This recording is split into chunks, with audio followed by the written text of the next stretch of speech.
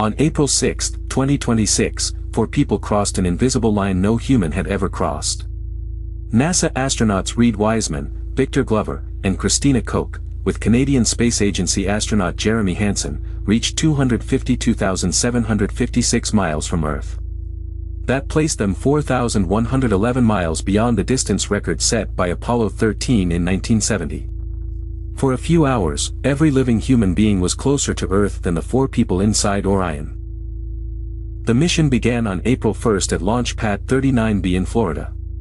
Artemis II was the first crewed flight of NASA's Orion spacecraft around the Moon and the first time humans had left low Earth orbit since Apollo 17 in 1972. It was not a landing mission. It was a 10-day test designed to prove that Orion, its life support systems, navigation, communications, heat shield, recovery hardware, and the teams operating them could carry a crew to lunar distance and bring them home. After leaving Earth orbit, Orion followed a free return style path around the Moon. The spacecraft did not enter a low lunar orbit. Instead, lunar and terrestrial gravity bent its trajectory through a broad loop that could naturally bring it back toward Earth. This matters because every engine burn adds another possible failure point. A carefully designed trajectory gives the crew a path home even if later propulsion options become limited. On April 6, Orion passed about 4,067 miles above the lunar surface at closest approach. That is far higher than the Apollo lunar modules that descended toward landing sites, but it gave the crew a global view impossible from the ground. They photographed craters, ancient lava plains, the boundary between lunar day and night, and an Earthrise beyond the Moon. NASA reported that the crew collected more than 7,000 images during the flyby and also observed a solar eclipse from deep space. The distance record needs careful wording. Artemis II traveled farther from Earth than any humans before it.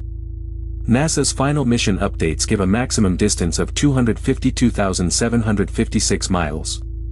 The previous record belonged to Apollo 13, whose emergency trajectory carried its crew beyond the far side of the Moon in 1970. Artemis II exceeded that mark by 4,111 miles. This is a distance relative to Earth, not simply height above the lunar surface. Distance was only the visible record.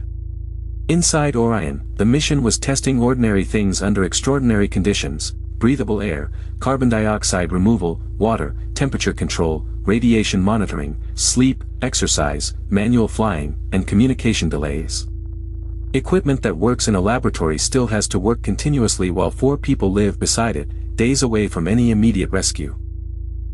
Then came the most violent part of the mission, returning to Earth. On April 10, Orion separated its crew module from the service module and turned its heat shield into the direction of travel. At the entry interface, 400,000 feet above Earth, NASA reported the capsule traveling about Mach 35, roughly 25,000 miles per hour. The atmosphere was no longer empty space. Air compressed in front of the heat shield, creating extreme heat and a layer of ionized gas around the vehicle. That plasma blocked radio signals for about 6 minutes. Mission Control could predict the blackout, but it could not talk through it normally. During those minutes, Orion's guidance system and heat shield had to work while the spacecraft converted enormous speed into heat and changed its path through the atmosphere.